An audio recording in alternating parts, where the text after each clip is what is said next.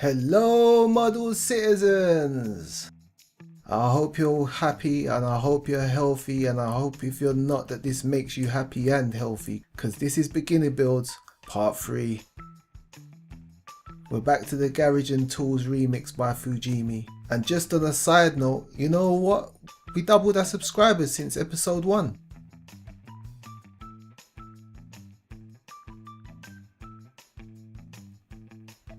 I'm DS the Plastic Mechanic, and we've had to switch over to voiceover. It was inevitable, people, but nonetheless, we're gonna get this done.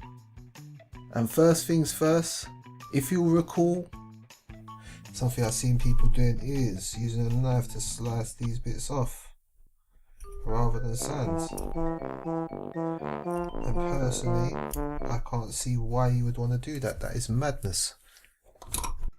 This is actually not a madness. Using the craft knife to shave and shape and carve plastic, yeah, it's a very valid technique. It just takes a bit of time and a bit of patience, you know. That's how you learn. And I'm back to scraping with the blade, which is actually very good. Just gotta remember not to crush the thing I'm scraping. This back piece here is supposed to be underneath here, and I've decided to put it there so I can hang some tools off there or make it a splashboard kind of thing. Now the first thing I'm going to try and do something about is this tool chest. You can see straight along there and along there and along there that the top piece on this 6-sided push together box is kind of sunk in. So I'm going to fill that, scratch up the top, and hope that that gives the polyfiller something better to stick to. I had options. I did have options. I could have used milliput, I could have used plasto, I could have used some clay, I could have used all kinds of different things, and I decided, what would a beginner do? A beginner would use some polyfiller. So it really wasn't the easiest to lay down and get flat, and I'm not sure how well it was mixed because I just kind of squeezed the top part out of a brand new tube, but yeah, it went on there. Now milliput I have used before, and that is going to take about 12-24 hours to dry hard enough to be able to sand it. Long. Plasto, I've never used that one before. And polyfiller, this, I've used this for walls, but this will be dry in about an hour or so. Now it's such a shallow amount that needs to be filled. We're going to do something odd, and we're going to go for polyfiller. Let's go. And to keep everything authentically model, I used a piece of damp sprue to do the final leveling on the top. Looking at this now, this does look like a madness though. Now there's a decorator out there. There's a decorator out there who is absolutely cracking up. But you know what? I reckon.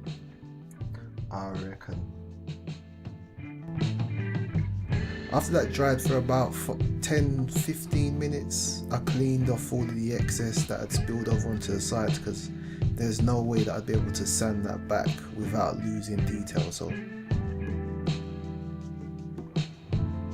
a quick rub here and there with my damp tissue, and picking off some bits that are dried with a toothpick, my favourite tool. You've gotta love a toothpick. Now one of the things that you don't find in the instruction manual are like where to stop markers. There's these tiny little ejector pin marks on the side there. And for some reason I felt like I needed to sand them off. So I'm going to sand one and leave one, and we'll find out whether we can see that through the paint afterwards. I've got a feeling we will be able to see it through the paint.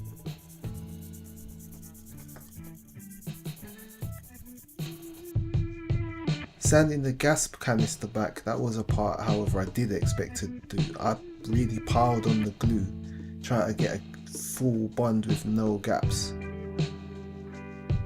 Yeah, I have to start somewhere. 800, 600, 1000, yeah, 400, yeah. The bottom line of all this sanding, however, was I really think 800 grit is a bit fine. It takes so long to get through soft plastic. Soft plastic. I think the only use for 800 grit is for taking the scratches out when you've used a more coarse sandpaper. But I struggled on. Actually, it wasn't any kind of a struggle. I was really enjoying it. One of the few pieces that weren't straightforward was the top of the compressor. Now this motor, you need to sand all the way around this square in order to get that to fit into that. It doesn't come perfect. But once you've sanded it, it does fit together. Now I used this triangle shaped file, and that way I could really run it along the edge of each side and clean that up so it fits. The compressor bottle also came in 2 halves, which was not inconvenient, but it did mean that there was a lot more sanding of these rounded areas. And I don't know, I was about to say rounded areas are more difficult than flat areas, because I haven't really had much luck with the flat areas. But hey, you know, in retrospect, it was probably that 800 grit sandpaper. Like, I'm watching it now, and yeah, I could have sanded that a bit less.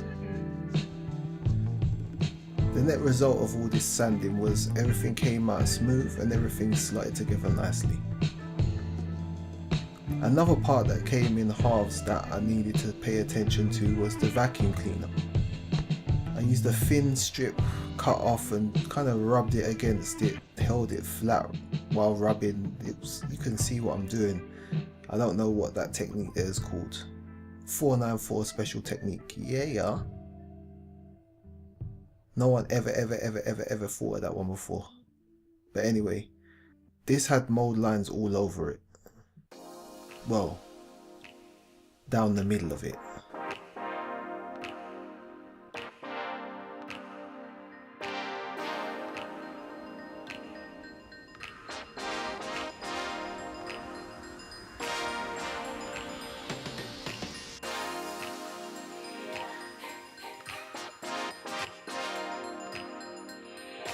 In total, after putting everything together, I think this takes around an hour and a half to get ready for some primer. And to be honest, I got a little bit lazy. By the time I'd been doing this for half an hour on such small pieces, I was kind of hoping that the primer, you know, would do its job and prime and hopefully fill some holes, and you know. But after I'd sanded all I could sand until I couldn't stand no more, I washed everything off and left everything to dry so we could get down to the painting, get some colours done.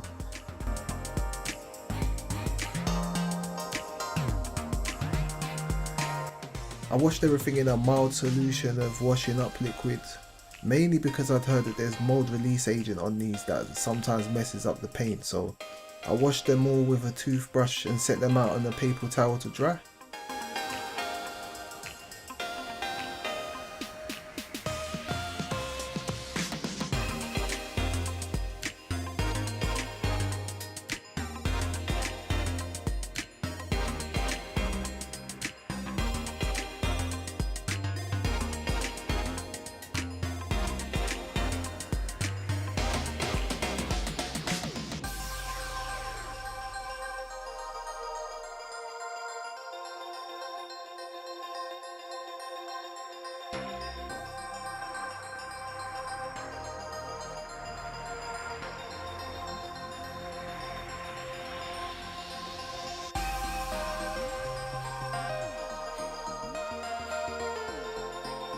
My experiment with polyfiller had some pros and cons. Pros, it was in there. I scratched the top, put it on, and it's definitely not coming off. Cons, it's covered in pinholes. This stuff bubbles up when it dries, and yeah, we're gonna have to do some fixing work on this one. So I went back to the same 800 grit sandpaper, I think is a SD card case, as a sanding block, and got to sanding that flat. Now the polyfiller was actually eaten away by the 800 grit. This was a lot softer than the plastic in terms of sanding. So yeah, if I'm sanding plastic, I might use some things a bit more coarse, but if I'm sanding polyfiller, 800 grit is perfect.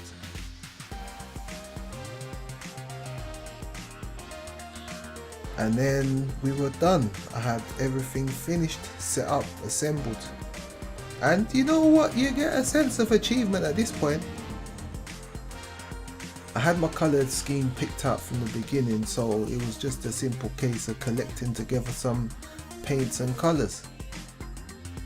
I'm using the Vallejo range for this build because, as I said in the previous video, I've heard that the pigment's small and the paint's really workable with different mixes. And yeah, if you haven't checked out part 2, I did use these in part 2. I did get some successful results, so check that out. I decided it was easiest to try and do everything in batch painting.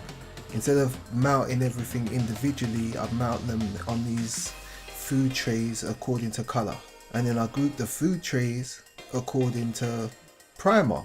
So I ended up with like 7 trays of black primer and 7 trays of white primer. I tested out this tester spray enamel first because, like I said, I used the primer and the paints in the previous video, so I was comfortable with how they would come out. But this one I was a bit more concerned that I might lose some detail. Applying it out of a spray can, I used a reasonable technique, but it was clear to the eye that I was losing detail, and no matter what I did, I couldn't get it as thin as I wanted to. This is a well-known, well-cherished brand, so it could be me. And by the power of YouTube's comments, I'll find out if it's me.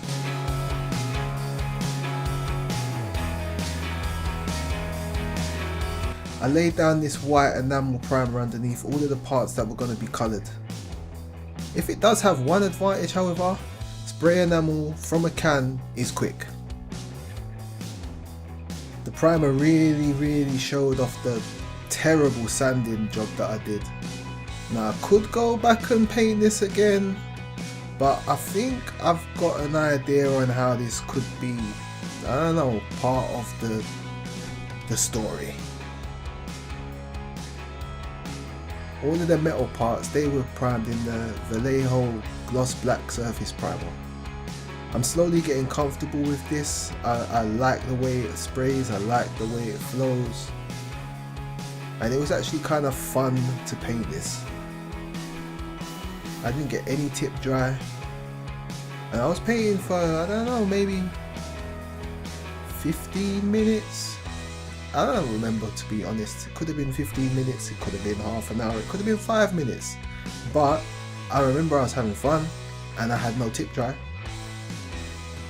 If you're a beginner, and especially if you've only used a can or if you've not painted before, tip dry, that's when the paint dries on the tip of the needle, and the fresh wet paint can't flow past that dried paint, so you end up not being able to spray. You can see here just how thin the paint is. It's not even filling in the ejector pin mark. So all of those places where I was lazy sanding before, I'm gonna see it as if I didn't even sand it. I could try and apply more coats, but 1-2 coats, that's sufficient. I'm not painting wheels 15 times. Like 4mm big wheels, 15 coats of paint, that's not me. You can really see the difference between the two primers. If you see the size of the splash, the overspray, the size of the molecules of paint, the Like, it's not, I don't I don't mean to be negative about it. I mean, like I say, a lot of people, they must have had good results with this. I've heard about it too much, but for me personally, I'd have to decant this or try again to make a true judgment. I wasn't impressed. I've got mottling all over the front, like grey spots where the paint hasn't quite covered.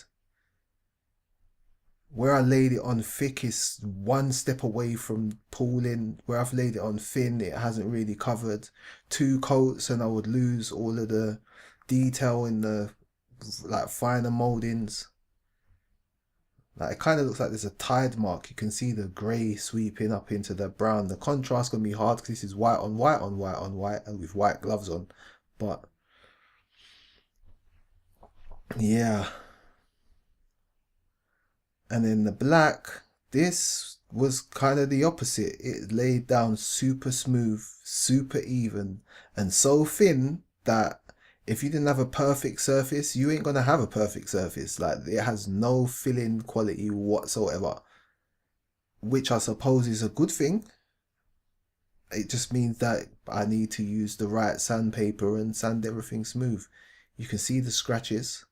Fortunately, this is a metal sink that is going to have scratches. Yeah. But that's what the beginner builds is all about. Testing the theories, checking what works and getting better with each step. So maybe I'll decant the white, but the black's a winner. I just need to work harder on my surface preparation. If we're just going for a side by side again, look, if you look at the size of the mist around the black and then the size of the, to keep it on the weather analogies, snowballs around the food tray on the right hand side, you can really see the difference in like application. One's really, really smooth and one's just hit or miss. Again, I say both have their place because the white does fill. It filled any pinholes, anything, and laid down flat and smooth where it laid down. But winner in the blue corner. Yeah, Vallejo Surface Primer, I'm a fan. Next, I mixed all the colours that I'd previously chosen. Because I always planned to put these through an airbrush, I intended to make enough to last myself for a little while, so I mixed up about 5 milliliters of Liquitex base medium and then about 2 milliliters of paint into that.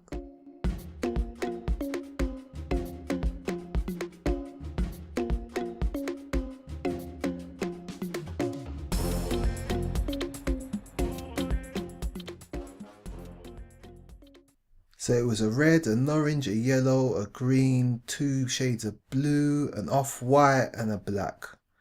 Even though I was using a base of acrylic medium, these still needed to be shaken pretty well to get together. You could see a kind of slime through the bottle, like they were mixing but not quite mixing.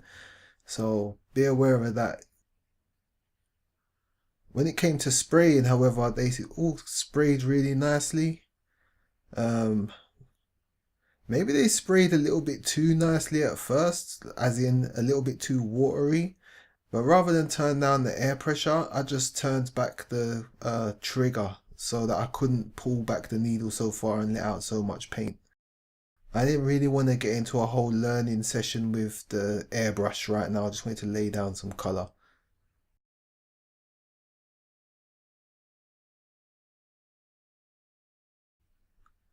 I think most people that don't use airbrushes for painting are just scared of cleaning out the airbrush between colours. That has to be the only explanation. I mean, the finish that you get with an airbrush compared to a can, I couldn't understand why you would otherwise choose to use a can. Maybe it's a specific colour that you can't get anywhere else. Maybe that.